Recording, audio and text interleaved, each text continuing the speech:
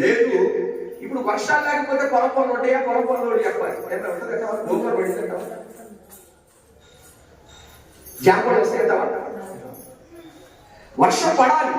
వర్షం పడితేనే భూమిలో ఉన్నటువంటి కాస్త వర్షంలో కూడా విటమిన్స్ ఉన్నాయంట. అంతేగాని మన గోరులో ఉన్నట్టు విటమిన్స్ లేవు. అంటే మొక్కలు శాస్త్రాలు పరిశోధించే వారు పరిశోధనలో తేలిన విషయం. వర్షంలో నుంచి వచ్చినటువంటి ఆ శ్రేష్టమైన నీరు ఆకుల మీద పడినప్పుడు అందులో సారాన్ని అది లాగుకుంటుంది తెలియకుండానే అని పరిశోధించారు. దేవుడికి మహిమ కలుగును గాక. నాయన ఇప్పుడే చప్పట కొట్టా బండి చెప్పు ఇట్లా ఆడుకొని ఇట్లా నలుగురుగా దేవుడి మందిలో అబ్బాయి. కనుక ఒక ఫ్యామిలీ అక్కడి నుంచి వెళ్ళిపోయి 10 సంవత్సరాలు వేరొక ప్రాంతానికి వెళ్ళింది. ఎందుకంటే అక్కడ వర్షాలు లేవు, ఆహారం లేదు. అసలుకి ఆహారం అక్కడ, వర్షాలు ఎందుకు లేవు? అసలు ఏ పట్టణం అది? యూదా బెత్లెహేము దేశం. పోయిన ఆదివారం క్రిస్మస్ ఏం చెప్పాను? బెత్లెహేము దేశంలో ఎవరు పుట్టారు చెప్పండి అమ్మా, ఎవరు పుట్టారు? దావీదు ఊరేంటి? దావీదు తండ్రి ఊరేంటి? మీకు ఎలా తెలుసు? ఇదే అధ్యాయంలో ఇంటికి వెళ్ళి బైబిల్ చదివితే తెలిసింది. బైబిల్ చదివితే కదా, కనుక ఏం పర్వాలేదు. ఇంటికి వెళ్ళిన తర్వాత ఈ అధ్యాయం దావీదు ఊరు బెత్లెహేము. దావీదు తండ్రి ఆ ఊరు బెత్లెహేము. యెషయా యొక్క తల్లి తండ్రులు కూడా బెత్లెహేమే. స్తోత్రం కలుగుగాక. కనుక ఈ ప్రాంతంలో కరువు వచ్చిందని ఆ కరువును బట్టి పడి సరే వెళ్ళారు కానీ తప్పేం లేదు. ఇప్పుడు ఇక్కడ సరైనటువంటి సదుపాయం లేకపోతే వేరే చోట వెళ్ళవా? ఇల్లు కంఫర్ట్ గా ఉంటేనే కదా వాళ్ళు ఉండేది. ఇంటి చుట్టూ భయంకరమైన పరిస్థితులు ఉంటే మనం ఉంటామా? కానీ కంఫర్టబుల్ ఇంటి లేదు అక్కడ. కనుక వాళ్ళు ఏం చేశారంటే ఆ ప్రాంతాన్ని విడిచిపెట్టి వెళ్ళిపోయారు. సరే వెళ్ళారు కానీ వారు వెళ్ళినటువంటి ప్లేసు రాంగ్ డిసిషన్ అనమాట. దేవుడి మహిమ కలుగును గాక. నా ప్రియమైనటువంటి దేవుడి పిల్లలారా, ఈ మాటను పదే చెప్తానంటే, మనము అనవసరమైనటువంటి నిర్ణయాలు తీసుకొని అందులో ₹1 లాభం వచ్చిందంటే స్తోత్రం చెప్పండి. కాస్త బాగుంది, 10 మంది పలకరించగలుగుతున్నారు, 10 మంది ప్రేమించగలుగుతున్నారు, 10 మంది గౌరవించగలుగుతున్నారు, 10 మంది మనకి రాగలుగుతున్నారు అని అనుకొని ఇదే కరెక్ట్ అని మనం అనుకుంటాం. దేవుడికి మహిమ కలుగును గాక. ఇదే కరెక్ట్ అని మనం అనుకుంటాం. ఇలా ఉంటేనే కరెక్ట్, అక్కడికంటే ఇక్కడే బాగుంది అనుకుంటాం. మీకు తెలుసో తెలీదో, దేవుడి చిత్తం ఉన్న దగ్గర శ్రమలు ఉంటాయి. గట్టిగా చెప్పండి. దేవుడి చిత్తం ఉన్న దగ్గర శ్రమలు ఉంటాయి, అవమానాలు ఉంటాయి, నిద్రలు ఉంటాయి, వడ్లు అయిపోతాం. కన్నీరు వచ్చింది, కాని మాట మాట్లాడతారు. ఆ దేశం ఏ దేశం అంటే రొట్టెల ఇల్లు. దేవుడి మహిమ కలుగును గాక. సరే వెళ్ళారు, వాళ్ళ పట్టణానికి వెళ్ళారు, బాగానే. వెళ్ళినటువంటి వారు ఏం చేయాలి? కాస్తంత పని చేసుకొని వాళ్ళ ఆచారాల్లో కానీ వాళ్ళ పద్ధతుల్లో కానీ ఏడు పెట్టకుండా మరొకటి వెళ్ళినట్టు రావాలి. వాళ్ళు ఏం చేశారంటే అక్కడ సమృద్ధి దొరుకుతుంది కదా, అక్కడ బాగుందని చెప్పేసి 10 సంవత్సరాలు వాళ్ళు అక్కడే ఉన్నారు. స్తోత్రం కలుగును గాక. ఆ దేశం పేరు మోయాబు దేశం. ఏ దేశం? అసలు మోయాబీలెవరో మీకు అలాగా టూకి కట్ట 2 మాటలు చెప్తారు. మోయాబీలు ఎవరు అంటే లోతు సంతానం. ఏ సంతానం? అసలు లోతు ఎవరు? అబ్రహాము పినతండ్రి కొడుకు. స్తోత్రం కలుగును గాక. ఎవరండి? అబ్రహాము పినతండ్రి కొడుకు. అబ్రహాము పినతండ్రి కొడుకు లోతు వంశావళి. అసలు మోయాబీలు ఇతను హెబ్రీడ్ కదా. హెబ్రీడ్ అయినటువంటి వ్యక్తికి, హెబ్రీడ్గా పేరు పొందిన ఈ వ్యక్తికి మోయాబీలకి ఏంటి సంబంధం అంటే, ఒకరోజు లోతు ఎక్కడ నివసించాడు?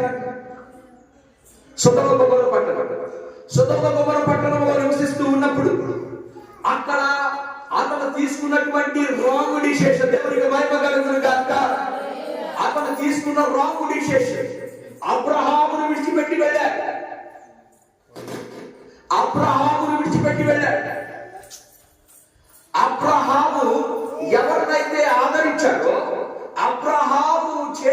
మీద ఉండలేకపోయాడు. ఎందుకు అంటే మంద కాపులకు గొడవ వచ్చిందంట. గొడవ వస్తే ఏం చేయాలి? గొడవ వస్తే నీ పినతండ్రి దగ్గరికి వెళ్ళి, పినతండ్రి నీ మందలు నా మంద కాపుల గొడవ వచ్చింది, వీళ్ళని ఎలాగైనా క్రమశిక్షణలో పెట్టాలని మాట్లాడాల్సింది పోయి అక్కడికి వెళ్ళి అంటున్నాడు. అక్కడికి వెళ్ళి ఏమంటున్నాడు తెలుసా? నేను నీతో ఉండుటకు నాకు ఇష్టం లేదు. ఎందుకురా అని అడిగితే, నీ కాపరులు నా కాపరులు పొద్దుస్తుమాడు గొడవలాడుకుంటున్నారు, నీ కాపరులు నా కాపరులు పొద్దుస్తుమాడు గొడవలాడుకుంటున్నారు, తిట్టేసుకుంటున్నారు, కొట్టుకుంటున్నారు. కనుక నేను ఈ ప్రాంతాన్ని విడిచిపెట్టి వెళ్తానంటే అబ్రాహాం అన్నాడు, సరే నీవు ఎక్కడికి వెళ్ళాలనుకుంటున్నావు అని అడిగితే అతను ఏం చేశాడంటే పచ్చగా ఉన్నటువంటి ఏదేని తోటలాగా ఉందట. దేవునికి మహిమ కలుగును గాక. ఏదేని తోటలాగా ఉండిందట. అదే నేను ముందు చెప్పాను. తొందరపాటు నిర్ణయాలు తీసుకొని కాస్త 6 నెలలు కలిసి వచ్చినంత మాత్రాన అది శాశ్వతం కాదు. ఏడే బాగుంది, ఇక్కడే బాగుంది అని అనుకుంటున్నావే, ఇక్కడే బాగుందని నీకు ఎలా తెలుసు? అమ్మో, భౌతికమైన డబ్బులు బట్టి, భౌతికమైనటువంటి అక్కడ ఉన్నటువంటి పేరు ప్రఖ్యాతలను బట్టి అలాగే మనం నిర్ణయాలు తీసుకుంటాం. కనుక నా ప్రియమైనటువంటి దేవుని పిల్లలారా, మోయాబు దేశస్తులు ఎలా పుట్టారో 2 నిమిషాలు చెప్పేసి వాక్యం వచ్చేస్తారు. వినాలి, వాక్యం పూర్తిగా. నా ప్రియమైనటువంటి దేవుని పిల్లలారా, మీరు గమనించినట్లయితే అబ్రహాము దగ్గర నుంచి లోతు సొదొమ గొమొర్రా పట్టణాన్ని చూశాడు. అది చూడడానికి పచ్చగా ఉంది. ఇప్పుడు ఎవరైనా పంట దగ్గర చూశారనుకోండి, కింద చూస్తే పచ్చగా ఉంది, దొరకదా ఉండదా? చెప్పాలి. కింద నుంచి కూర్చొని చూస్తుంటే పచ్చగా ఉండిద్దా ఉండదా? కానీ మీరు కొండెక్కితే ఆ పచ్చదనం మీకు కనపడదు. మీరు కొండెక్కితే ఆ పచ్చదనం కనపడదు, విడివిడిగా ఉండే చెట్టు. కానీ పై నుంచి చూస్తే ఎలా కనపడుతుంది? పచ్చగా, కొండంత గ్యాప్ లేనట్టుగా కనపడదు. కానీ మనం కొండ ఎక్కి వెళ్తుంటే అక్కడ వచ్చేట్టు అక్కడ అన్ని చెట్లు కలిపి పై నుంచి లాంగ్ షాట్ లో చూస్తే ఎలా కనపడుతుంది? పచ్చగా ఉన్నట్టు కనపడుతుంది. పచ్చగా అలాగే మనం కనపడి ఆ సొదొమ గొమొర్రా పట్టణానికి వెళ్ళిన తర్వాత అక్కడ ఎలాంటి వారు ఉన్నారంటే భయంకరమైనటువంటి పాపం చేసేవారు ఆ పట్టణంలో ఉన్నారు. ఆ పట్టణము మొర, అంటే ఆ పట్టణపు మొర దేవుని సన్నిధికి వెళ్ళిందట. మరి ఆ పట్టణంలో ఎవరు మొరబెట్టారు? ఎవరు మొరబెట్టారు ఆ పట్టణంలో? జాగ్రత్తగా దేవుని సన్నిధికి నూజివీడు గురించి తెలిసిందంట. స్తోత్రం చెప్పు. నూజివీడు గురించి ఎలా తెలిసింది? నూజివీడు గురించి ఎవరైనా ప్రార్థన చేశారంటే ఆ ప్రార్థన కాదు, అది సొదొమ గొమొర్రా పట్టణం గురించి చెప్తున్నాను నేను. బాగా నూజివీడు అంటున్నాను. ఆ పట్టణ గతి, దాని మొర, దాని పాపం దేవుని సన్నిధికి వెళ్ళిపోయింది. ఏమిటి? వెళ్ళినప్పుడు దేవుడు ఒక నిర్ణయం తీసుకొని అక్కడికి 3 మనుషులు పంపించి లోతు దగ్గరికి వెళ్ళి, లోతు ఈ రాత్రి నువ్వు అర్జెంట్ ఇక్కడి నుంచి బయటికి వెళ్ళిపోవాలి అని చెప్పినప్పుడు వారు ఏం చేశారంటే వారి 2 కూతుర్ని, భార్యని, లోతు మరి వాళ్ళ అల్లుళ్ళు కూడా రమ్మని చెప్తే వాళ్ళ అల్లుళ్ళు ఏమన్నారంటే, ఓ ఇవన్నీ జరగవలే, అగ్నిరాటం ఏంటి, పట్టణం నాశనం అయిపోవడం ఏంటి, ఇలాంటి మాటలు నేను ఎప్పుడు వినలేదని చెప్పేసి అల్లుళ్ళు అక్కడ భస్మం అయిపోయారు. మొత్తానికి బయటపడ్డారు. భార్య ఉత్పుస్తాపం అయిపోయింది. చెప్పడానికి సమయం లేదు కనుక దాటేసుకుని వెళ్ళిపోతున్నారు. అప్పుడు మిగిలింది ఎవరు? లోతు వారి యొక్క 2 కుమార్తెలు. స్తోత్రం చెప్పండి. ఎవరెవరు మిగిలారు? ఇప్పుడు వారి 2 పిల్లలు ఎంత చటాలం అంటే చెప్పడానికి కష్టమైనా ఇలాంటి విషయాలు ఎవరు వినాల్సింది తప్పదు. మాస్టర్ గారికి కొన్ని విషయాలు చెప్పాల్సింది, చెప్పకపోతే మీకు అర్థం కాదు. ఆ 2 కుమార్తెలు తండ్రికి ద్రాక్షారసం తాపించారంట. ఏం తాపించారు? ద్రాక్షారసం తాపించడానికి దానికి కారణం ఏంటంటే, ద్రాక్షారసం ఏముందండి? నల్ల ద్రాక్షాలు జ్యూస్ తాపించారు కాదు. ద్రాక్షారసం మత్తు ద్రాక్షారసం. స్తోత్రం చెప్పాడు. మత్తు ద్రాక్షారసం తాపించేసి వాళ్ళిద్దరు ఇలా మాట్లాడుకుంటారు. అక్క స్త్రీ ధర్మం ప్రకారం పోవుటకు మనతో పోవడానికి ఒక పురుషుడు కూడా మనకు లేడు కదా. ఎక్కడ లేడు? ఎక్కడ లేదు, ప్రస్తుతం అక్కడ లేదు. ఇలా మనసంతా సుధమలో మగాళ్ళ దగ్గర ఉంది కానీ పక్కన ఇంకెవరు లేరా? స్తోత్రం చెప్పు. సుధమలో వారు కన్యేసి వాళ్ళని ప్రేమించినటువంటి ఆ ఇద్దరి మీదే మనసు ఉంది కానీ ఆ రోజుల్లో భూమి మీద ఇక మగాళ్ళు అనగా ఎవరు పురుషులు లేరా? చెప్పాలి, పురుషులు లేరా? మరి ఉన్న స్త్రీ ధర్మం మర్యాద చొప్పున మనతో పోకుండా ఏ పురుషుడు లేదని వీళ్ళు అంటారేంటి అంటే వీళ్ళు ఆలోచన చేసినటువంటి పురుషులు వాళ్ళు అక్కడ అగ్ని భస్మం అయిపోయారు. కనుక ప్రస్తుత కాలం వారికి ఆలోచన ఎందుకు వచ్చిందంటే పెళ్లి కాకముందే సొదొమ గొమొర్రా పట్టణములో వారు పాపం చేశారనడానికి 4 ఆధారాలు ఇస్తారు. ఎందుకు ఆధారాలు అంటే ఆ అల్లుడు తెచ్చి ఇంట్లోనే పెట్టుకున్నాడు మరొకటి. స్తోత్రం చెప్పు. పెళ్లి కాకుండా అల్లుడు ఎలా పెట్టుకుంటారు? అమ్మాయ పెట్టుకుంటారు కదా. అటు పెట్టుకుంటే ఏమైంది? క్రమశిక్షణ తప్పింది. దేవుని మహిమ కలుగుని కాక ఆ క్రమశిక్షణ లేనటువంటి ఆ పిల్లలు తండ్రితో పాపం చేసి మోయాబు అనేటువంటి వ్యక్తికి జననం ఇచ్చారు. స్తోత్రం చెప్పండి. ఆ జనన భాషలో అధ్యాయం వచ్చింది చెప్పండి. 19వ అధ్యాయం 34వ వచనం. మరునాడు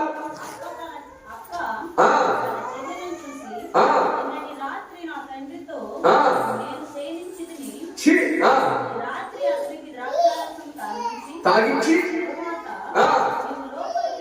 నువ్వు లోపలికి వెళ్ళి అలాగునా తమ తండ్రి వలనే సంతానము కలుగు చేసుకుందామని చెప్పి త్రాగించి అవును ఆమె ఎప్పుడు సేవించునో ఎప్పుడు లేచునో ఆయన తెలియలేదు. ఎందుకంటే మత్తుడైపోయాడు. మత్తులో ఉన్నాడికి ఏం తెలీదా?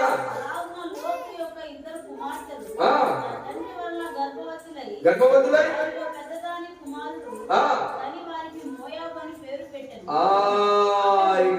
మోయాబు అని పేరు పెట్టి ఇంకేమైంది? అది మోయాబు చరిత్ర. ఎవరి మోయాబు అంటే పాపము ద్వారా పుట్టినోడు. అసలు మనిషి జీవితమే పాపం అయితే ఆ పాపానికి పరాకాష్ఠగా అది గొప్ప పాపంగా పుట్టిన వాడికి ఎవరతను? ఈ మోయాబీలకు మూల పురుషుడు కనుక ఈ మోయాబు దేశానికి ఒక భర్త భార్య 2 మగ పిల్లలు కలిసి యూదా బెత్లెహేము దేశాన్ని విడిచిపెట్టి అక్కడ కరువు వచ్చిందని ఈ ప్రాంతానికి వచ్చేసారు వాళ్ళు. సరే బాగానే ఉంది.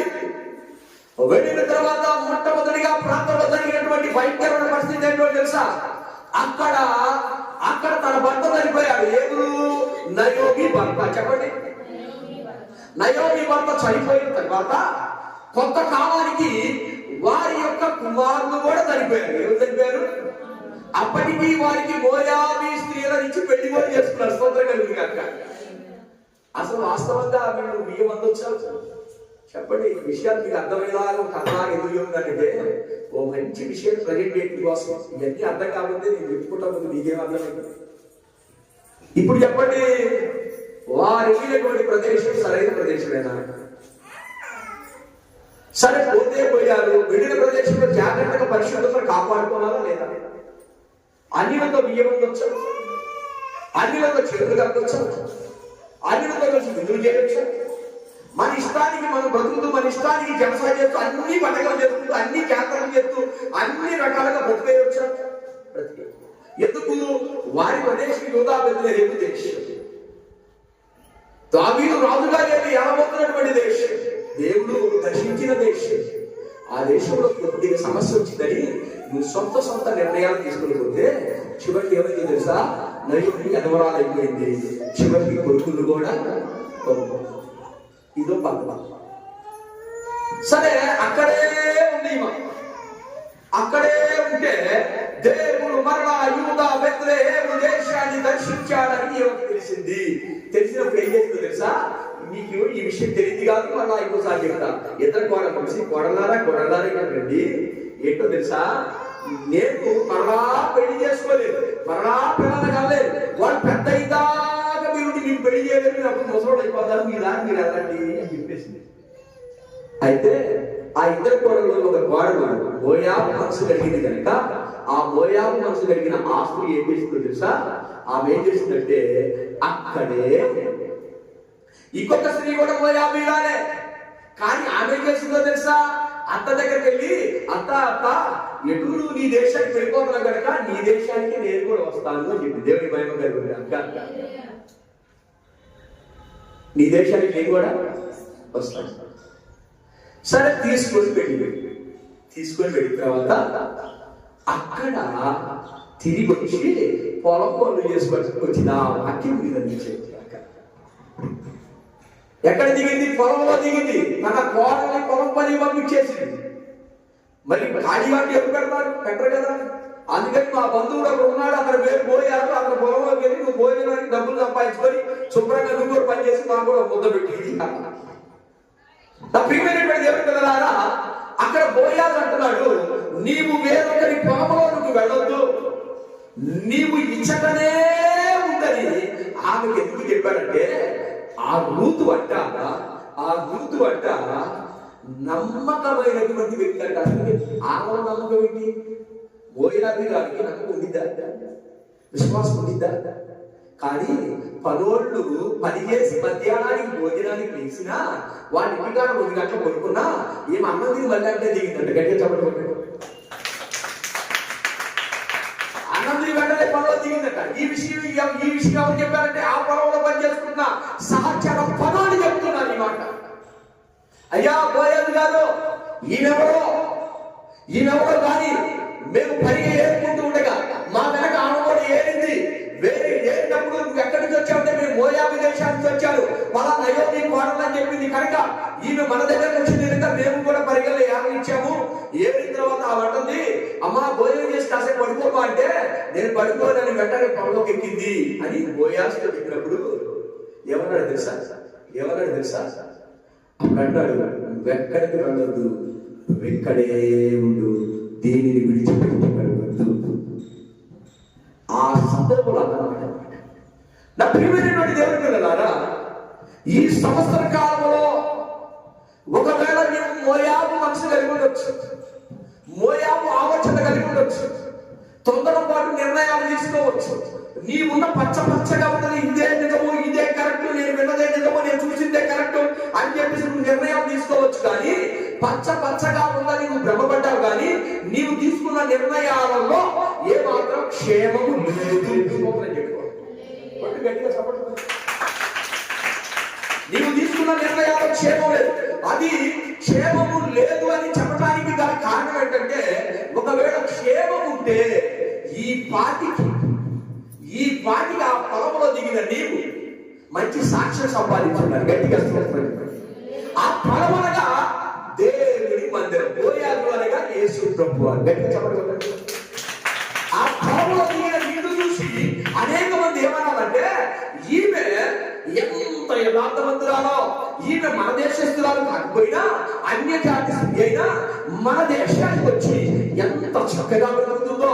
మేమన్నా 2 గంటలు పడుకున్నాం, కానీ ఆమె మాత్రం విశ్రమించకుండా పని చేస్తూనే ఉందని ఆ నమ్మకాన్ని బట్టి బోయాజు అంటున్నాడు, నువ్వెక్కడే ఉండు. నీవు ఆశీర్వదించబడాలంటే నీకున్నటువంటి సమస్తాన్ని చంపేస్తుంది. యవనస్తురాలు ఎవరు?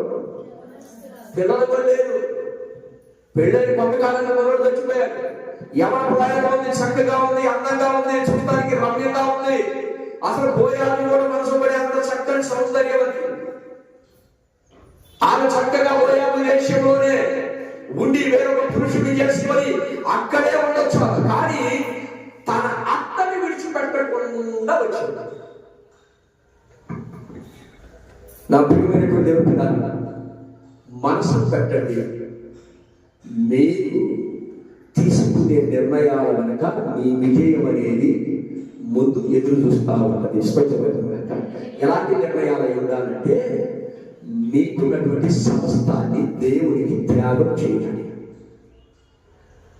పెళ్లి చేసుకోవచ్చు కాబట్టి అక్కడే పెళ్లి చేసేసుకొని సరిపోమా పెళ్లి చేసుకుంటాం. మీ జాతికి మా జాతికి వేరు, అమ్మయ్య కాపు ఇచ్చావు, ఆ దయ్యంలాగా ఇచ్చావు, మొత్తానికి పోయింది, మా ఊళ్ళు వద్దన్నారు, ఆయన ఇప్పుడు ఏదో మాట్లాడాడు కాబట్టి నేను ఇప్పుడు పెళ్లి చేసుకున్నాను, ఓటు పోయాడు కాబట్టి నీ దారి మాది మా దారి మీది అని చెప్పేసి అనుకుంటా. తెమ్మడి నమ్మకమైనటువంటి స్త్రీ కనుక వేరే ప్రదేశం వెళ్ళిన అక్కడ బోయాజు పొలంలో దిగి బోయాజు భార్య అయింది. గట్టిగా చెప్పండి.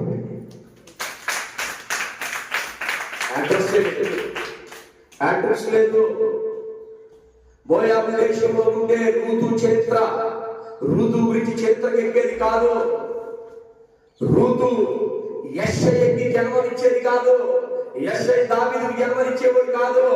దావీదు సొలొమోనుకి జన్మనిచ్చేవాడు కాదు. దావీదు వంశం నుంచి యెషయ వచ్చేవాడు కాదు. గట్టిగా చెప్పగలుగుతాం. అంటే నీవున్న స్థలాన్ని విడిచిపెట్టి రావాలి. ఎందుకు రావాలి? బడాయి కోసం కాదు. నీ మీద నాకు ప్రేమ ఉంది ఆ బడా అని చెప్పేసి ఏదో ఆశించి వెంబడబడకూడదు. ఒకటే అనుకోవాలి. నాకు తెలిసి ఆ వాక్యం చదువుతుంటే నాకు చాలా బాధ కలిగింది. ఏంటో తెలుసా? ఎవ్వరూ లేరు మా అంతకి, నేనన్నా తోడుండాలని అనుకుంటూ తన సర్వస్వాన్ని వదిలిపెట్టి దానం చేసి తన యూదాపత్రేయ దేశానికి మరలా తిరిగి తన అత్తతో పాటు తిరిగి వచ్చింది. కనుక అభిమైన దేవుడు పిల్లల ఈ సంవత్సర కాలంలో నేను నీ ఆలోచన విడిచిపెట్టాలి. నీ నిర్ణయాలు విడిచిపెట్టేసరికి 3 రోజులే టైం ఉంది. ఈ సంవత్సరంలో నీ ఆలోచన విడిచిపెట్టాలి. బాప్తిస్మం తీసుకోవాలి. బాప్తిస్మం అంటే ఎందుకు భయపడతాను నాకు అర్థం కావాలి.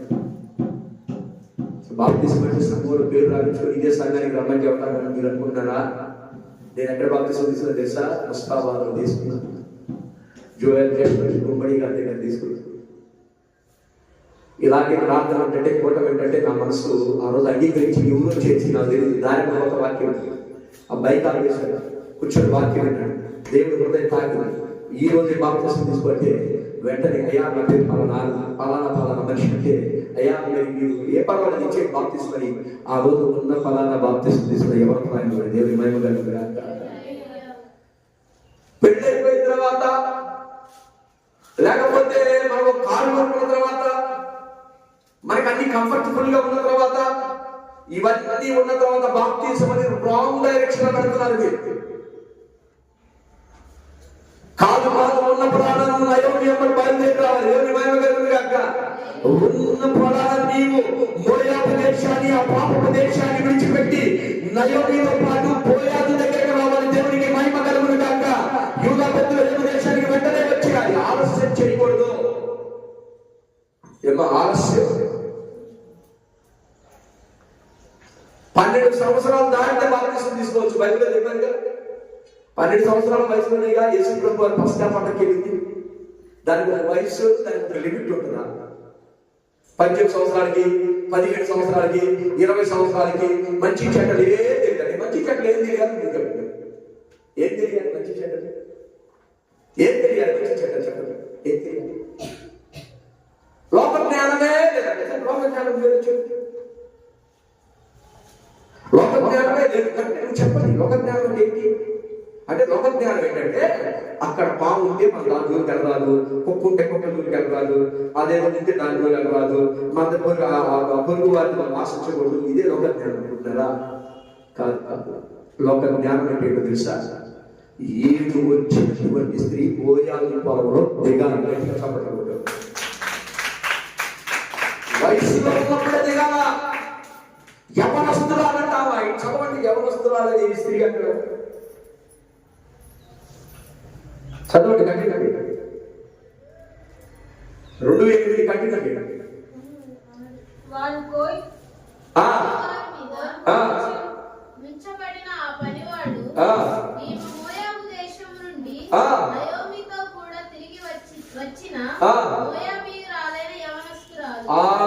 ఎవరసలు?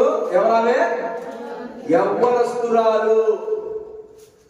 యవనస్తుడు అంటే ఎంత వయసు అనుకుంటున్నారు మీరు? మీకు తెలుసా విషయం? ఇంకా ఊరుకో అన్నయ్య, చిన్న పిల్ల అయితే దానికేం తెలుసు, అప్పుడే పెళ్ళి అంటావు. చిన్నపిల్లని ఎందుకంటావంటే నీకు చిన్నపిల్ల, ఈడు వచ్చిన తర్వాత వెంటనే దేవుడి మందిలో తోలిపడేది. దేవుడి మహిమ కలుగునుగా.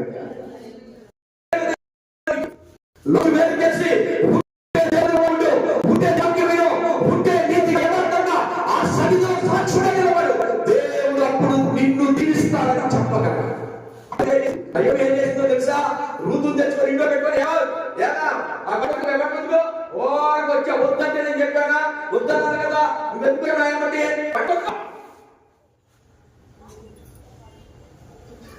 పట్టుకోవడం అయిపోయిందా? అయిపోయినప్పటినే వంటండు నీ తాత కడుగుతాడు అనుకున్నావా?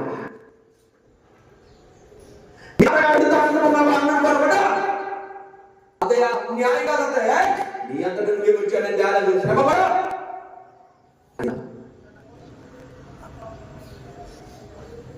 అతయ్య ఆకలిగా ఉంది అత్తయ్య, ఒక చిన్న ముద్ద పెడితే తింటాను అత్తయ్య. అన్న ఒక్క పొడే, అన్న ఒక్క పొట్టే వచ్చాడు రమ్మంటే రాదు వెళ్ళి అన్న ఒక్క పొట్టే అన్నలో ఏమని తెలుసు, ఏమని చెప్తుందో తెలుసా?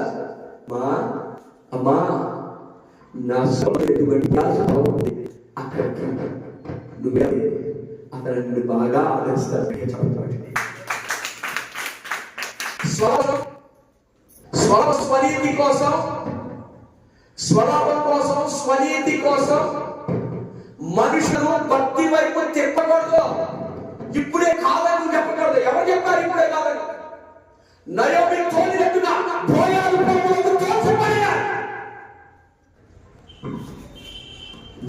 మన సమీప బంధువు, అతను న్యాయం చేస్తాడు, అతను ఎవరో కాదు, నా భర్త యొక్క బంధువు, నా భర్త బంధువు. ఎంత ఘోరమైన మాట మాట్లాడుతుందండి నయోమి. నయోమి ఏం సాక్షిస్తుందో తెలుసా? చాలా కాలం తర్వాత తన దేశానికి తిరిగి వస్తుంటే అందరు కలిసి నయోమి బాగున్నావా, నయోమి బాగున్నావా, నయోమి బాగున్నావా, నన్ను నయోమి పిలవబాకండి. అదేంటక్క నీ పేరు నయోమియే కదా? నీ పేరు నయోమియే కదా? నా పేరు నయోమి కాదు. దేవుడు నన్ను చాలా బాధ పెట్టాడంట. చదువు ఒకటా వచ్చిన చెప్పండి. 1:20గా ఆ 1:20 గ్రంథం. ఎవరు దుఃఖం ఇంకా అనక మరి అనకి అంటారు మారా అనగా మరి అప్పుడు బుద్ధి వస్తేగా తెలియలేదు. ఎక్కడ ఎప్పుడు మమ్మల్ని నీకు అర్థం కాలేదా? ఎవరు మమ్మల్ని యుద్ధ వ్యతిరేకం చేసాం సార్. అదేమంటే చాలా మంది అంటారంటే ప్రపంచం నెరవేర్పు కొరకే మోయాబు చేశాడు. లోపు ఈ రమణాడు అవసరం అయితే గాడిని గురించి దాని కుమారుడు గుర్తిస్తాడు దేవుడు. సోదరం చెప్పు, నువ్వు మౌనంగా ఉంటే వాళ్ళు పడుచుకుంటే అని దేవుడు చెప్పలేదా? దేవుడు ఏమా స్తోత్రం హల్లెలూయా. ఈ నిద్ర మీద దగ్గర మీకు దండాలు పెట్టాలి.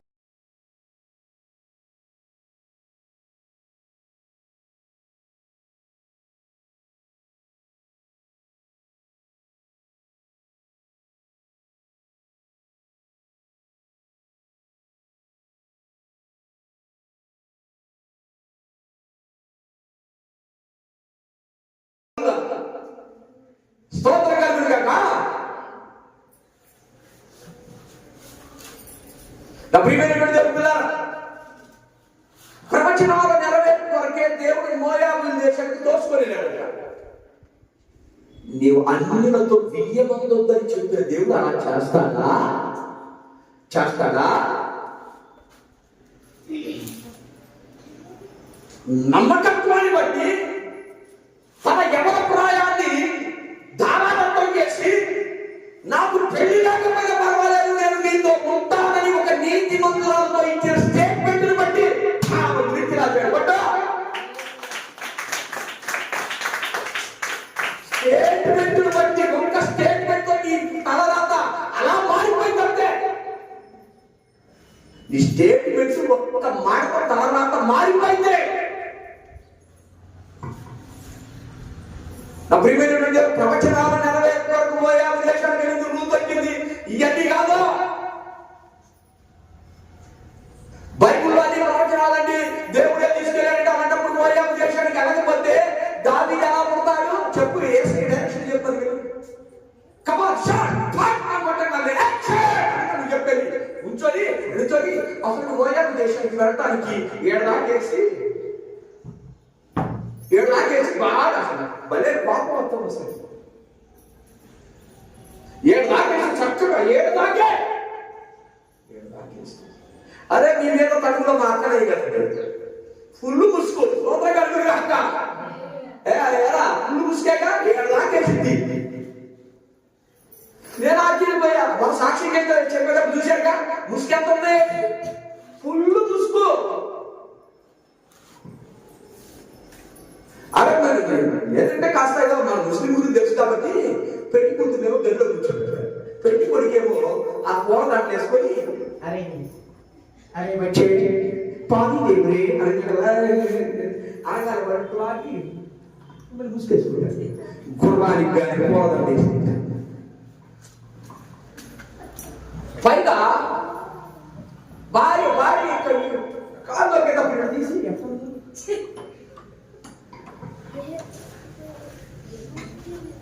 ఆ ముసుగులు కాదు, పరిపూర్ణమైన ముసుగు ధరించుకుంది రూతు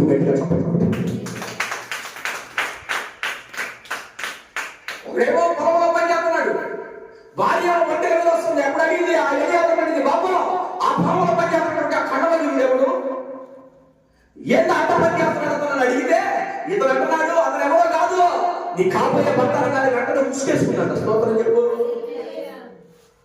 ముసుకేయడం అంటే ఇదిగా ముసుకేసుకొని పెట్టుకుని తిరిగే దరిద్రం అనేది ఎంత భయంకరమైన దూరాలు ఇచ్చుకున్నాను. నా ప్రియమైన ముసుగు వేసుకుంటే మోయాబు దేశం ఇంకా కనపడకూడదు. నువ్వు ముసుగేసుకుంటే మళ్ళా పాపం కనపడకూడదు. నువ్వు ముసుగేసుకుంటే గుర్రానికి కత్తలు కట్టిన పరిగెత్తుకుంటా యూదా బెత్లెహేము దేశానికి రావాలి. దేవుడి భయం కలుగునుగాక. రూతు అలా చేయగలిగింది కాబట్టి చరిత్ర సృష్టించింది. ఏమంటే సర్వశక్తులు ఏం చేశారు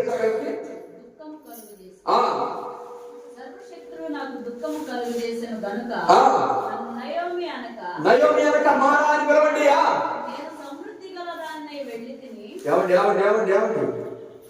సమృద్ధిగా వెళ్ళినట్ట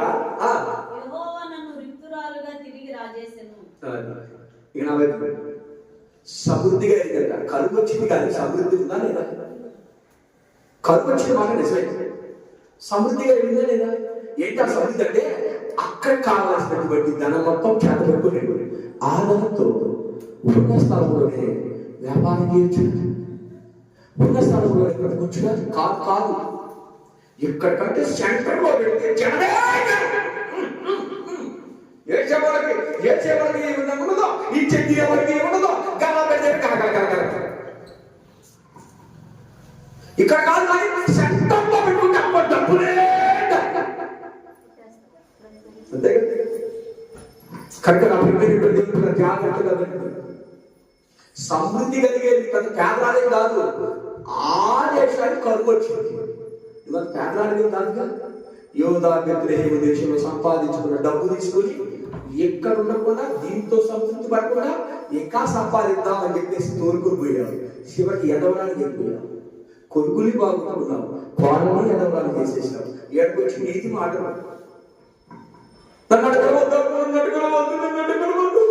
దేవుడు అన్యాయం చేశాడు, నన్ను రిక్తురాలుగా చేశాడు. సమృద్ధి కలిగా వచ్చేటప్పుడు ఒట్టి చేతులతో వస్తారు. దేవుని నిర్ణయానికి ఎదురైతే ఒట్టి చేతులతో ఎదురుతాయి. ఒట్టి చేతులతోనే రావాలి. నా ప్రియమైన దేవుడు కదా. సరే ఈ మాట వింటే చాలా ఉన్నాయి కానీ గ్రంథంలో బోయజ్ అంటాడు నువ్వు ఈ పొలంలోనే ఉండు. ఇంటిగా చదవండి నీ గురించి యవ్వనస్తులు నా సాక్ష్యం చెప్పారు. గట్టిగా చదవకుంటుంది నీ గురించి మనల్ని యవ్వనస్తులు నాకు సాక్ష్యం చెప్పారు. తెలుసా ఆ స్త్రీ ఎవరికండి చూడండి. ఎందుకంటే ముసుగు తీసుకుంది. స్తోత్రంగా మీరు గట్టిగా ఏ సైతం ముసుగు ధరించకుంది.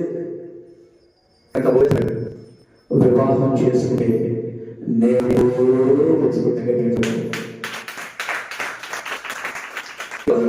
ఎవరమైనా నువ్వు అర్థమైనా నేనెవరైనా నీవు కానీ నా పాపలో దిగితే నీవు వినగలిగితే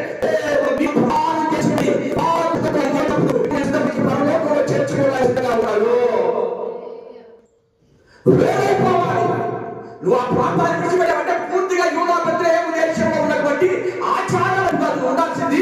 యూదా బెత్లెహేము దేశంలో మనుషులతో సఖ్యమైతే సమాధానంతో ప్రేమతో ఉంటే నేర్చుకోవాలి. వేరే అపోస్తల కార్యాల్లో మార్గం ప్రశ్నిస్తారు 40 నుంచి 43 అపోస్తల కార్యాలు 2వ అధ్యాయము 40వ శరణం 43 శరణాల ఇకను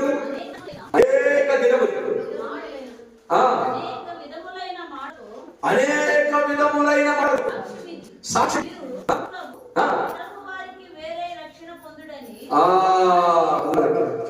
ఏంటండి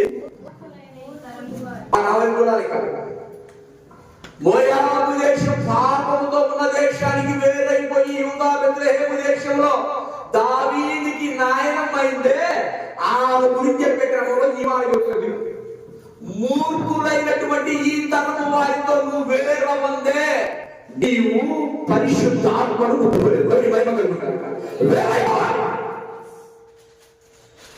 మా అమ్మాయికి కండిషన్ 2 కళ్ళు ముద్దా మమ్మీ అనేది రైస్ ని కందిపప్పుని వేరు చేస్తే అది పప్పు కానీ ఇది ఆహారంగా నీకు మారుస్తారు చెప్తా లేదా ఇది కరెక్టే. అక్కడ కాకుండా మమ్మీ నా అవిశ్వాసం కుదరదు కదా. వేరైపోవాలి. మంచి విత్తనాలు చెడ్డ విత్తనాలు వేరు చేసినప్పుడు మంచి విత్తనాలే బాగా మలుస్తాయి. మూలైనటువంటి ఈ వారికి నువ్వు వేరైతే తప్ప నీ ఫలించవు. దేవుడి మహిమ కలుగును గాక. మోయాబు దేశం విడిచిపెట్టడం పెద్ద త్యాగమే కాదండి. మోయాబు దేశం ఇష్టం లేక విడిచిపెట్టింది కూతు. జాగ్రత్త, చాలా ఖరీదైపోట. జాగ్రత్త గుర్తుపెట్టుకో. మోయాబు దేశం నచ్చక కాదు విడిచిపెట్టింది. మోయాబు దేశంలో అన్నం లేక కాదు విడిచిపెట్టింది. వాళ్ళు మాత్రం అక్కడే ఉన్నారు. బరువులు బలగము నెట్టి వేసినంత మాత్రాన ఆ మోయాబు దేశం విడిచిపెట్టలా. ఎందుకు విడిచిపెట్టింది అంటే ఎందుకు విడిచిపెట్టిందో తెలుసా? ఆ మాట రూతు గ్రంథంలో చదవండి. మళ్ళా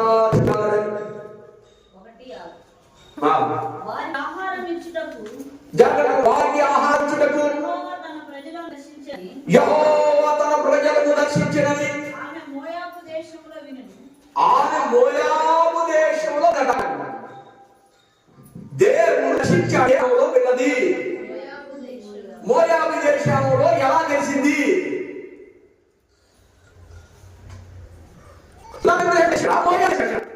ఈవికి దేవుడు దర్శించాడని ఇలా తెలిసింది. ఇది కోట్ల సీక్రెట్. ఇది బైబిల్ ఈ దగ్గర నుంచి ఆ దగ్గర మీరు చదివినా ఆమె గురించి మీకు ఎక్కడా తెలియదు. దేవుడు దర్శించాడని మోయాబు దేశములో వినెను గనుక మోయాబు దేశమును విడిచి వెళ్ళుటకై ఆమెయు ఆమె కోడళ్ళు ప్రయాణమైరి. ఇక్కడ వర్షాలు లేవు, పంటలు లేవు, మన బతికేదో ఆ బతుకుదాం వెళ్ళింది కదా. మోయాబు దేశంలో పంటలు బాగా ఉన్నాయి, ధాన్య సమృద్ధి బాగానే ఉంది. అవి మోయాబు దేశం ఇప్పుడు ఇది చెప్పారు, ఇది ఎవరు చెప్పారు, అదెవరు చెప్పారు? చరిత్ర చెప్తా ఉంది. మోయాబు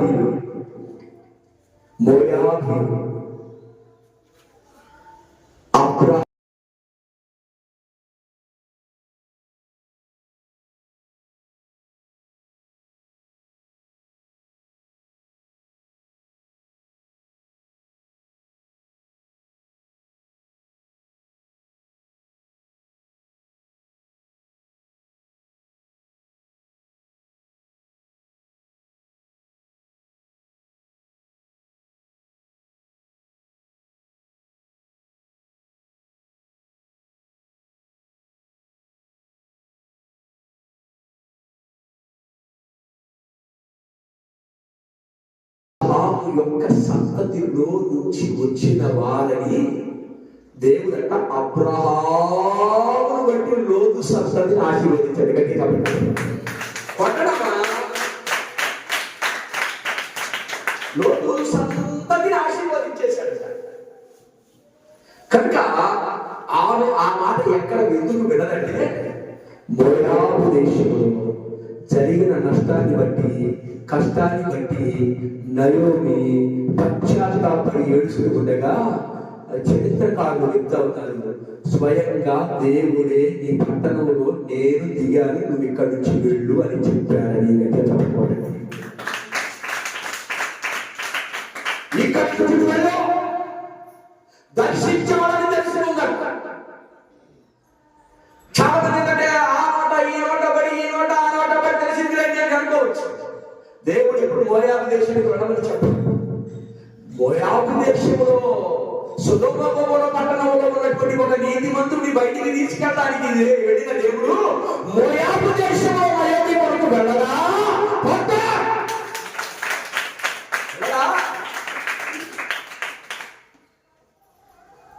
వెంటనే అక్కడ బాగుందని చెప్పేసి రూతు సమక్షంలోనే నా దేశానికి నేను వెళ్తున్నాను, నా దేవుడు అక్కడ ఉన్నాడు, సమృద్ధి కలిగిన దేశం అని చెప్పినప్పుడు ఎక్కడైనా ఆముందే, అక్కడైనా ఆముందే. కనుక మొద కోసమే ఈ పాటలు కనుక ఆ బతికేదేదో నీ జనమే నా జనం నా మాటలోనే చెప్పండి. ఆ మాట ఎందుకంటే ఇది కూడా ఆధారమే. ఏమని చెప్పింది? ఎన్నో వచ్చినాం? 16వ వచనం. అందుకు రూతు నా వెంబడి రావద్దని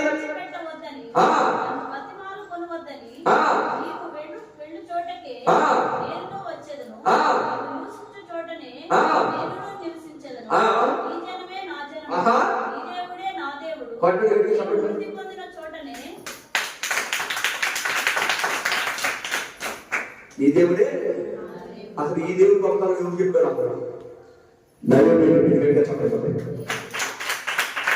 దీనికంటే ముందే, ఈ వచనాల కంటే ముందే యూదా బెత్లెహేము దేశంలో దేవుడు దర్శించాలని, ఆయన తన ప్రజలు కటాక్షించాలని ఈ విషయాన్ని రూతుతో పంచుకున్న విధానాన్ని బట్టి రూతు అనుకుంది ఆ దేవుడు నిజమైన దేవుడని. చరిత్ర తెలుసుకున్నటువంటి, చరిత్ర కాస్త తెలిసిన వ్యక్తి వెంటనే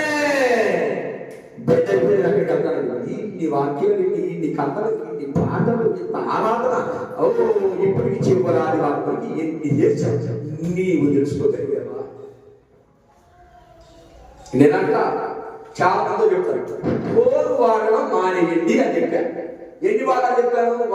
సంవత్సరానికి ఎన్ని వారాలు? 54 ఏంటి 50 ఉందా? 2 ఎక్స్ట్రా చెప్పాను అంతే. దగ్గర రాష్ట్రం వచ్చాను 52 వారాలు చెప్తున్నా, తల నోరు మొత్తుకొని చెప్తున్నా. ఒక్క మాట దేవుడు దర్శించాడంటే నయోమి వదిలిపెట్టి వెళ్ళిపోతే ఓనని మరో పరిపక్కి నేను ఎత్తిలో కొట్టుకొని చెప్తున్నా, ఎవరొస్తుంది ఫోన్ చూడబాకండి అమ్మా, అందులో మీరు స్విచ్ చేస్తే ఏదో అసత్యకరమైన వస్తాయమ్మా. మీరు వెంటనే ఆ ఏదేది తోటలో అవ్వగాని వెంటనే ఆహా ఎంత రమ్యంగా ఉందని తిన్నట్టు తినేస్తారమ్మా అని చెప్తున్నారు. విన్నారా? ఇప్పుడు మోయాబు గారి ముందు కరెక్టా, నేను కరెక్టా? ఇదే చెప్పండి, ఎవరు కరెక్ట్? ఎందుకని అత్త నా దేశంలో దేవుడు దర్శించాడని ఒక్క మాట చెప్పగానే ఆ దేవుని యొక్క దర్శనాన్ని, తన జనాలని, తన సాంప్రదాయాలని, తన అత్తకున్నటువంటి నిష్ఠ, తనకున్న పరిశుద్ధత ఆమె దగ్గరికి చూసింది కనుక ఆ దేవుడి నిజమైన దేవుడు తెలుసుకొని ఆమె పరీక్ష స్తోత్రమైన దేవుడు కనుక ఎన్నిసార్లు ఏదో కానీ అక్క మరి పక్క కనపడుతున్నావు కానీ నాకు లైట్లు పడుతున్నా ఎన్నిసార్లు చెప్పంటావు? అసలుకి వాక్యం అంటే అది కాదు. వాక్యం అంటే కీర్తన గ్రంథం మొత్తం చదివితే వాక్యం. నోరు మూసి స్తోత్రం. అప్పుడు ఒక కోపం వచ్చింది.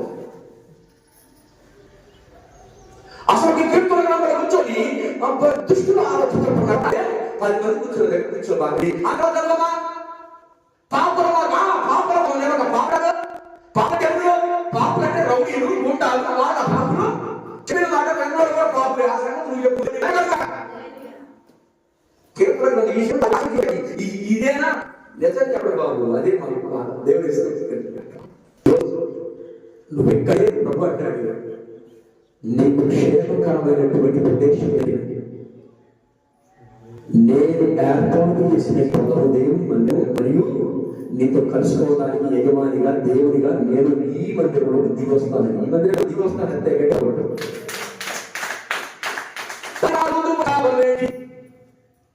దాని వల్ల ఋతు సంపాదించింది ఏంటి దాని వల్ల ఋతుకు వచ్చినటువంటి ఘనత ఏంటి మత్తయి సువార్త 3వ అధ్యాయం ఎన్నోసార్లు చెప్పాను చదవాలి వారికి ఫస్ట్ చదివినప్పుడు 7 పెట్టి మీరు చూడాలి అబ్రహాము ఇస్సాకును కనెను ఇస్సాకు యాకోబును కనెను యాకోబు యూదాను అతని అతను కనెను పెరెసు జనాహును కనెను ఎస్రోనును కనెను ఆరాము అబినాదమును కనెను అబినాదము నయస్సోనును కనెను నయస్సోను సల్మాను కనెను సల్మాను రాహాబును బోయాజు గట్టిగా చప్పట్లు కొనసాగించు దావీదును కనెను సొలొమోను కనెను సొలొమోను రెహబాబును కనెను యెహోషాపాతును కనెను ఉజ్జీని కనెను యోతామును కనెను కనెను హిజ్కియాను కనెను మనిషే కనెను ఆమోసు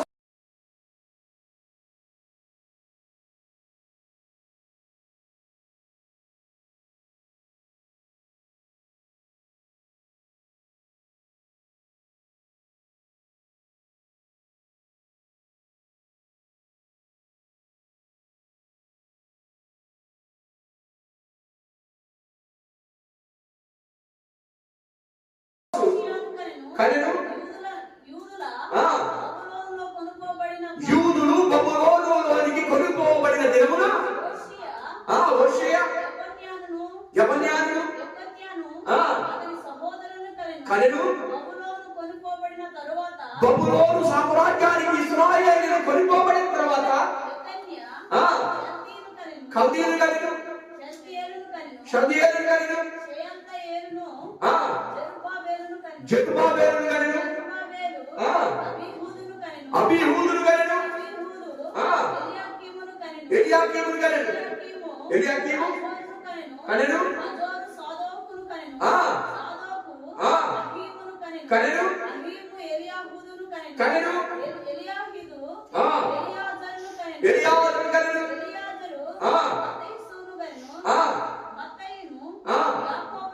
యాకోబును కనెను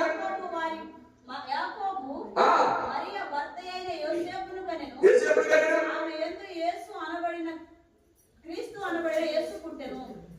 ఇప్పుడు చెప్పండి మోయాబు దేశం నుంచి వచ్చినటువంటి ఆ స్త్రీ సంతానం అబ్రహాము సంతానం క్రీస్తు సంతాన వంశావళిలో లిఖించబడింది. గట్టిగా చెప్పండి. యెహోషువ గ్రంథం అయిపోయింది. యెహోషువ గ్రంథం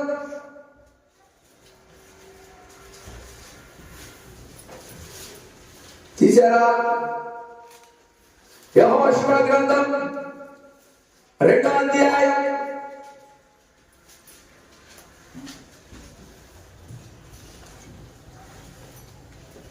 తీశారా? రాహాబును గురించి చదవాలి మీరు ఇప్పుడు.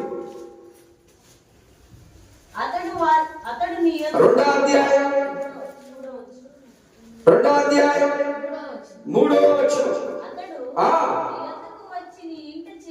మనుషులను వెలుపలికి తీసుకొని రమ్ము. వారు ఈ దేశం వచ్చినని రాహాబునొద్ద మనుషులను పంపగా ఆ ఆ స్త్రీ ఆ ఇద్దరి మనుషులను తోడుకొని ఆ వారిని దాచిపెట్టెను. ఈ రాహాబు ఎవరో తెలుసా? ఏమంటే రాహాబు ఎవరు? వేశ్య. ఈ వేశ్య రాహాబు వేశ్యగా. ఇప్పుడు రూతు పైన ఉన్న 2 మాటలు చదవాలి మీరు. మత్తయి సువార్త. షల్మాను రాహాబునందు బోయాజును కనెను. బోయాజు రూతు. ఏమంటే రాహాబు అనే మాట ఉందా? ఇప్పుడు చెప్పండి, నీతిమంతుల వంశము దేవుడు పుడతాడా? నేనే నీతిమంతుడు, అసలు నేనే నీతిమంతుడు. నోరు మూయి. ఎవరు నీతిమంతుడు లేడు, ఒక్కడు లేడు. దేవుడు గ్రహించేవాడు లేడు, వెతికేవాడు లేడు. నీ సంఘా తీసుకొచ్చి, నీ కానుకలు తీసుకొచ్చి, నీ బియ్యం తీసుకొచ్చి, నీ పొరగాలు తీసుకొచ్చి దేవుని మహిమ కలుగును గాక. నీవు పాపివని నేను ఇక్కడ ఉండడానికి అర్హత లేదని అర్హత కలిగించిన దేవునికి స్తోత్రాలు చెప్పాలి. దేవునికి మహిమ కలుగును గాక. అంటే కొండ మీదండి ఆ ఉండిద్దండి, ఆమండి భలే సంపాదించిందండి. ఎంత సంపాదించిందో తెలుసా?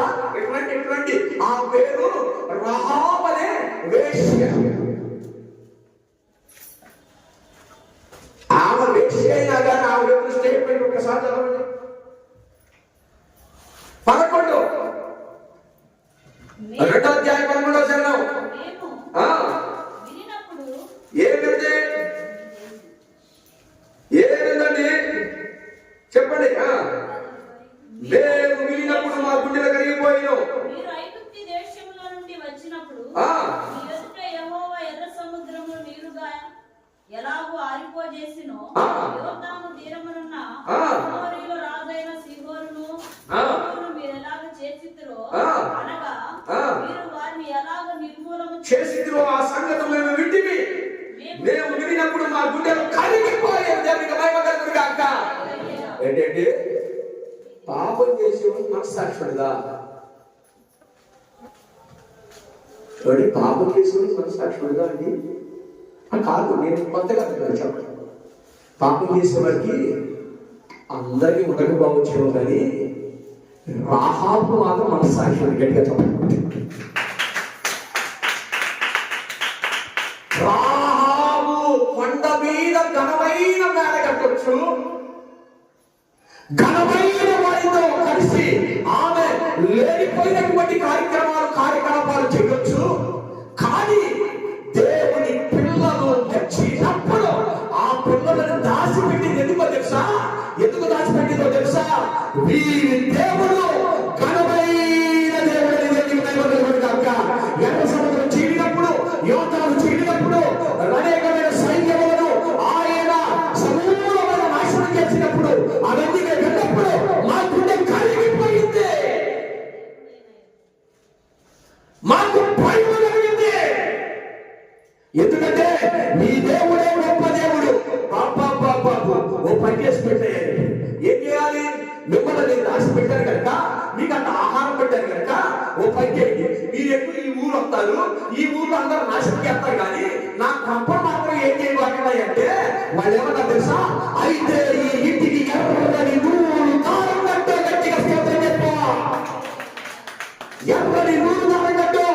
ఆ ఎరుపు చూసి మేము కాపీ వెళ్ళిపోతాం. మరియు నా సైన్యానికి చెప్తాను, ఫలానా రాహాబు ఉంది, ఆ ఇంటి జోలికి వెళ్ళొద్దు, ఆమె చాలా గొప్ప వ్యక్తి. దేవునికి మహిమ కలుగును గాక. నువ్వు తీసేసిన వాళ్ళందరూ ఏసీ దగ్గర ఉంటారు. నువ్వు తీసేసిన వాళ్ళు పనికి రాదు అంటాం. భర్త ఎవరు తీసేస్తారు? ఎవరు తీసేస్తారు?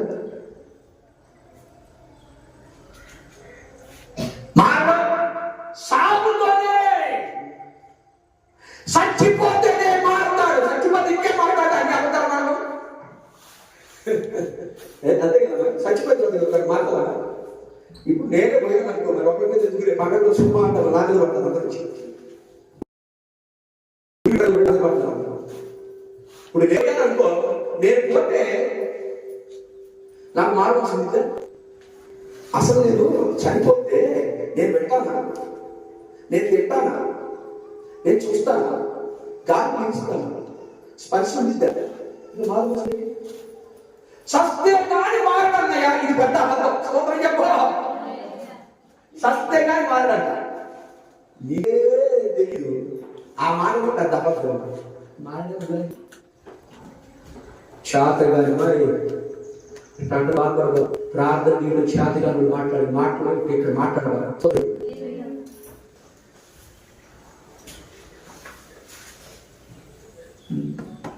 ప్రార్థన నీళ్ళు చేతగాని వాళ్ళందరూ మాట్లాడి ప్రార్థన చేసిన వాళ్ళు ఇలా మాట్లాడుతున్నారు. ఏదో ఒకటి నాతో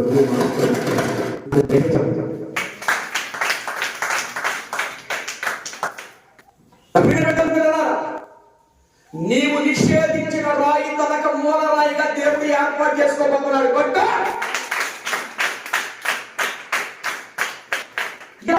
దేవుడు తీసుకుని అబ్రహాము వంశులు నిన్నెందుకు కలుపుకోడు ఆ వంశం? ఆ పర్వత రాజ్యంలో నీ పేరు జీవగ్రంథంలో ఎందుకు రాయి? నువ్వెందుకు తప్పట్టు వేసుకుంటున్నావు? నువ్వెందుకని నేను నాకు ఆ స్థాయి లేదు, నేను ఉదయాన్నే రాత్రి నేను ప్రార్థన చేయలేదు, మనం డబ్బులు చదివేవడం కాదు, మనం అంటపోవడం కాదు, అయ్యా కొట్టే అక్కడ నుంచి సపక్కమని లెగుతారు అందరూ అనుకుంటారు. ఇక 3 దినాలే ఉంది. చేసే స్త్రీకే దేవుని తెలుసుకొని పని బట్టి అన్ని రాదు. దేవుడి గురించి తెలుసుకొని ఈ మాట కాదు ఇదే. ఇప్పటికి కూడా చాలా మంది ఓ క్రైస్తవ పేదలను పెళ్లి చేసుకుంటే మన ఆచారం ప్రకారమే పెళ్లి చేసుకుంటే ఓకే అని నెట్ పెట్టుకోండి. అంటే ఒక్క మీద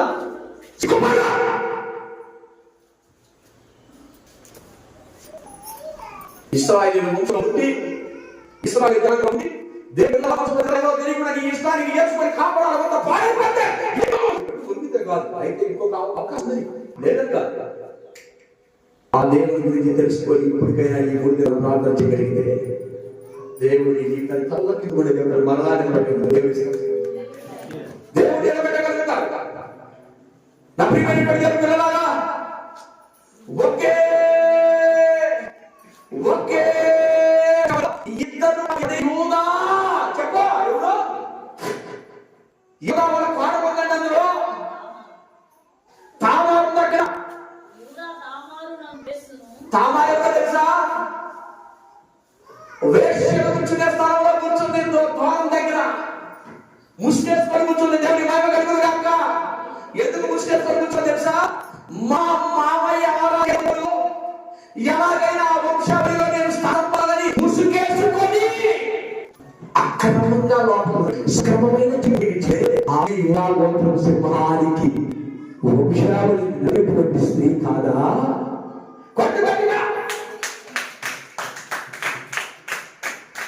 అందుకే అసలుకి ఎవరు వస్తున్నారంట ఆ కామెంట్ అందరూ మంచోడు కదా. ఆ కామెంట్లో పిల్లంట మంచోడే కాదు, వాళ్ళ మొక్కలు పిల్లంట మాట్లాడు అమ్మాయి అక్కడ బాబా మంచోడు కాదు.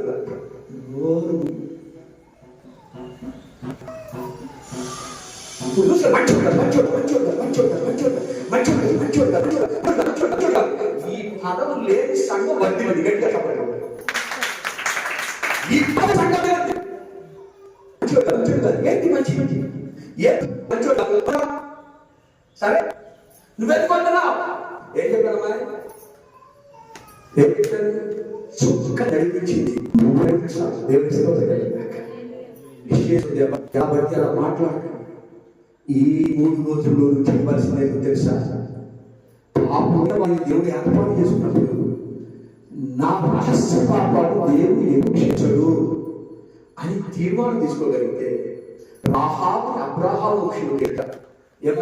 తామారిని అబ్రహాము వంశంలో చేర్చినట్టుగా, రూతుని అబ్రహాము వంశంలో చేర్చినట్టుగా ఇప్పుడు కూడా మన పాపాలు ఒప్పుకున్నట్టయితే మనలో విడపడిన మన పేరు నోట్ చేస్తారు. దేవుని స్తోత్రం కలిగారు. కనుక ఎవరిని తృణీకరించడానికి వీలు. ఈ మాట మనం పదే ఎందుకు చెప్తుంది తెలుసా? ఏ భాషగా మేము తృణీకరించాలి. నేను ప్రార్థన పరుడైతే, నేను యథార్థంగా జీవిస్తున్నప్పుడు నా ఎదుటిన్న వాళ్ళందరూ మారు మనసుకోవడానికి మనలో చేయగలుగుతారు. ఈ సంవత్సరం ఆఖరి ఆదివారం దేవుడు అడుగుతున్నాడు, ఆఖరి ఆదివారం నీ నువ్వు నివసిస్తున్న ప్రదేశం సరైన ప్రదేశం కాకపోయినా వారి కొరకు ఏడ్చి కన్నీరు దాచి ఉపవాసం ఉండేవాళ్ళు లేవాలి. నిన్ను బట్టి వారు పరిశుద్ధ గ్రంథమైనటువంటి జీవ గ్రంథంలో వారి పేరును లిఖించాలి. పరిశుద్ధ గ్రంథమైన అటు లిఖించబడాలి. ఆశీర్వాదం కలిసి ప్రార్థన అయిపోవాలా. నువ్వు నిద్రపోతున్నావు, అందుకే వచ్చావు. స్తోత్రం చెప్పు.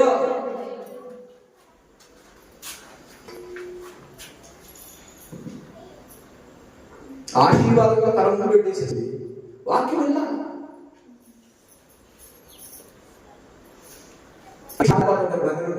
నిద్రపోయే దగ్గర మైక్ తీసుకొని నా పండుగ కావాలి, నలుగురు పట్టిన అబ్బాయి నిద్రపోతాను చెప్తా. వాక్యం అంటే వాక్యం అంటే నేను చెప్తాను. దేవుని మాట్లాడదు కాదంటే నువ్వు నిద్రపోవడం లేదు, నేను వాక్యం పెట్టాను అంటే నేను అబద్ధకుడా? నువ్వు చెప్పాలి చెప్పండి అమ్మాయి, నేను అర్థం. నువ్వు వింటున్నావు అమ్మాయి, వింటున్నావా? నువ్వు కనుమూసుకో, కనుమూసుకో. ఈ అమ్మాయి నిద్రపోతుంది అన్న నాకు ఇక్కడ నువ్వు కనుమూసుకుంటే స్తోత్రం. దేవుని కనుక ఈ వాక్యాలను బట్టి మీరు తెలుసుకుందండి, దేవుడు పాపులను మాత్రమే ఏర్పాటు చేసుకోబోతున్నారు. స్తోత్రం చెప్పు. నేను పాపిని కాదు, నాకు పాపుడే కదన్నావా? అయితే నువ్వు ఏర్పాటు రావు రావు. బైబిల్ గ్రంథంలో ఉన్నది ఉన్నట్టుగా నువ్వు చేయకపోతే పాపుడే. ఏమైనా పాపం లేకుండా ఏమైనా చెప్పరా? కోపం, పాపం. గుడికి దగ్గర పెద్ద పాపం నేను చెప్పరా? ఏం పాపం? వద్దురా పాపం దగ్గర పోతారు పాపం.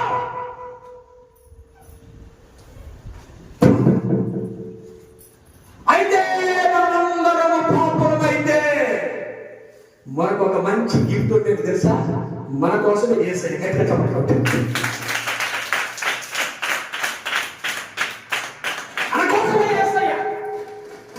అంతేగాని ఏసై పాపం కోసం వచ్చాడు. మరి ఎవరైనా కానీ తెలుసా తెలివి వచ్చిన పాపం అయితే చేయాలంటే ఎక్కకుండా ఉండబాగింది. నేను పాపని ఒప్పుకున్నప్పుడే ఈ పేరు ఇక్కడ రాయబడింది. దేవుని వైపు నిజం చెప్పాలి. డాక్టర్ గారి దగ్గర నువ్వు గారు చెప్పాలా లేదా? డాక్టర్ గారి దగ్గరికి వెళ్ళి ఏంటో అది పరిస్థితి అంటే అది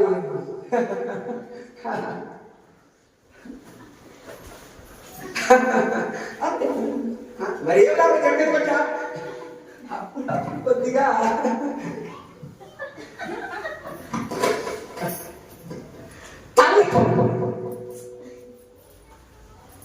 రోగం రాసిపెడితే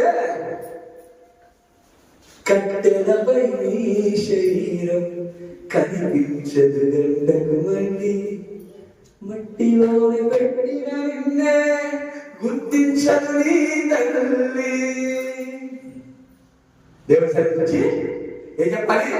నిజం చెప్పాలమ్మాయా, నిజం. ఈ సంవత్సరంలో నేను ఏలుబడి చేసింది ఏదో వదిలేసేయాలి.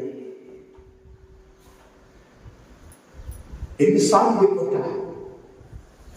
ఇప్పుడు నేను పాపం చెప్పాను చెప్పంటావా? ఎదురు మాట్లాడు.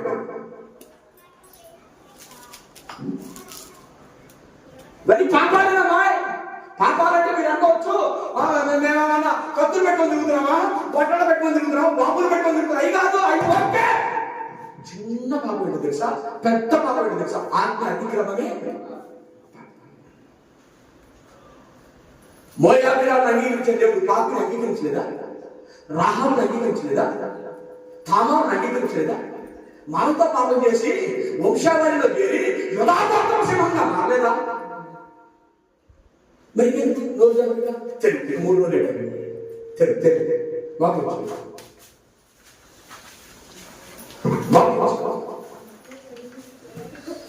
చదవాలి, నోరు తెరవాలి. ఏ పర్వాలేదు, ప్రభా నా పాపం ఉంది, నాకు ఎదురు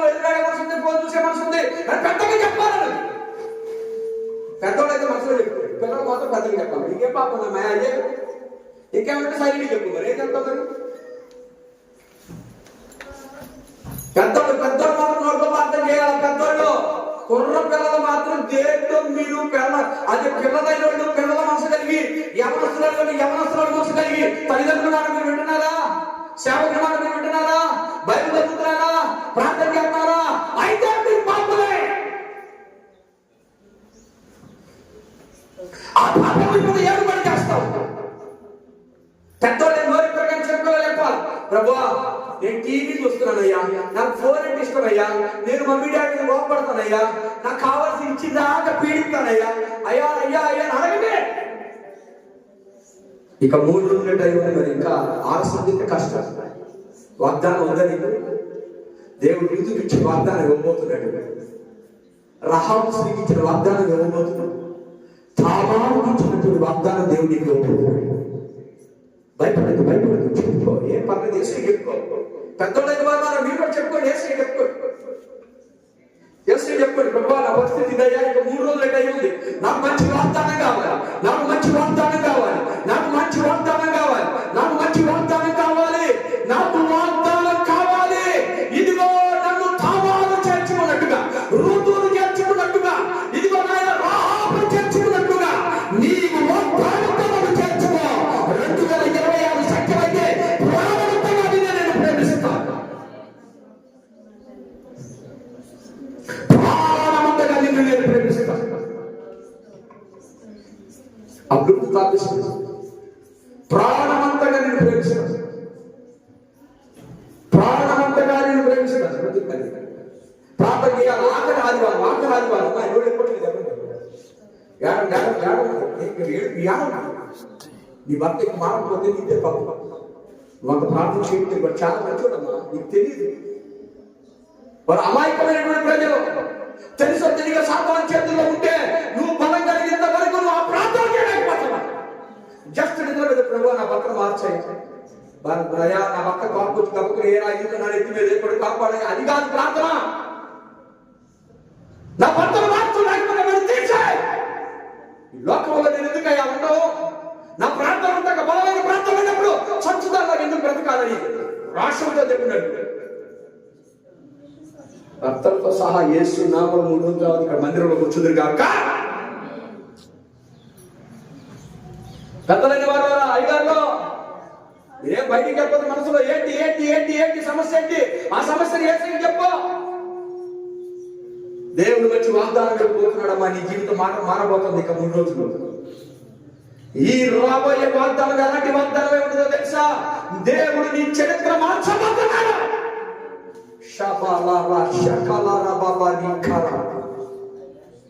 ఎటు నీ ప్రయాణం?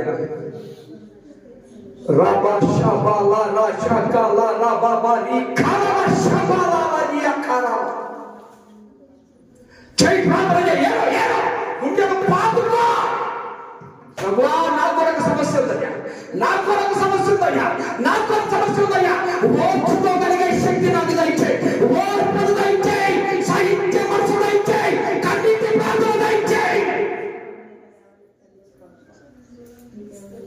కన్నీటి ప్రార్థన నువ్వు ప్రార్థన చేస్తే నిజంగా ఆ పోయిన పాత భక్తి కానీ మళ్ళా రెక్కవచ్చిందంటే నీ ప్రార్థన కింద నీ కొడుకెంత, నీ భర్త ఎంత, నీ కుమార్తె ఎంత, అసలు నీ ఎదురు నిలబడిన ఎంత.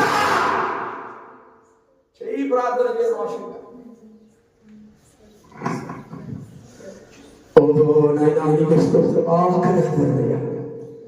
ఇక 3 రోజులు సంఘ బిడ్డలు చాలా మంది ఈ రోజునైనా చాలా మంది ఊరు ప్రయాణాలు పెడుతున్నాయి. అనివార్య కారణాల వల్ల వెళ్ళిపోయారు. నా పిల్లలతో కూడా మీరు మాట్లాడండి. వారి ప్రయాణాల క్షేమాన్ని ఏడో ఎవరిస్తున్నారా? ఏడో ఎన్ని పరిస్థితుల మధ్యలో జీవించి ఎంతమంది చంద్ర పిల్లలు చేసినటువంటి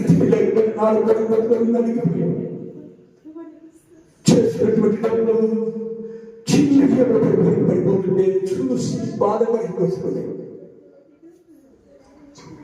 ఈరోజు దేవుడికి ఏది ఇష్టం లేదు అది ఇచ్చేసి వద్దు. అది నీ దగ్గర ఉండడానికి వీలేదు, నీ గుండెలో ఉండడానికి వీలేదు, నీ ఫోన్లో ఉండడానికి వీలేదు, నీ మనసులో ఉండడానికి వీలేదు, నీ జీవితంలో ఉండడానికి వీలేదని 3 రోజుల్లో ఎవరైనా నాకు బాప్తిసం ఇవ్వమని ఎవరైనా రాజైతే దేవుడు నీ జీవితాన్ని ఘనంగా కట్టబోతున్నాడు. ఎవరి మాటలు వినొద్దు. రా, దేవుడి కోసం నిలబడు.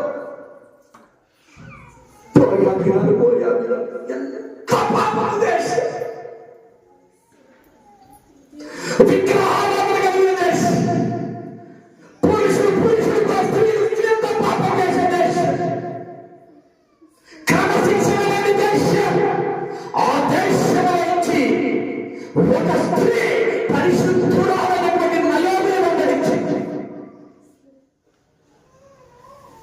భర్త చనిపోయిన క్యారెక్టర్ కాపాడుతుంది. ఆమె సాక్షినే ఋతువుని మార్చింది. దేవుడు నా దేవుడు గొప్పవారని ఋతువు దగ్గర మాట్లాడిన మాటలు రికార్డ్ అయిపోయాయి. అందుకే నీ దేవుడే నా దేవుడు, నీ ప్రజలే నా ప్రజలు, నువ్వు ఎక్కడంటే ఎక్కడంత పదా.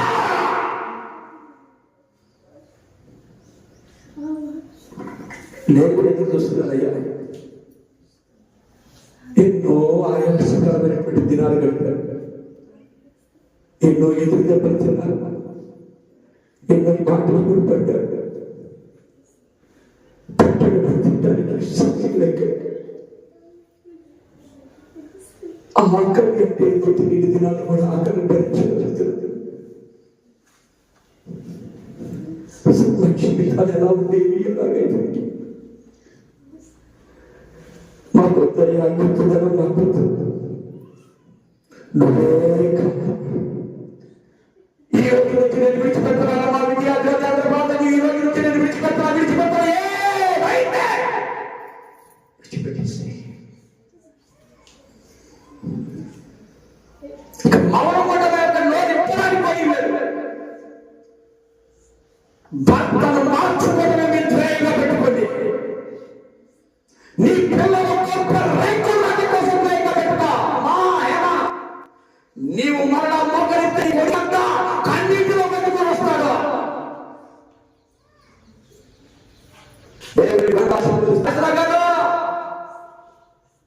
నీవు నిజంగా కన్నీరు కాసి గుండెలో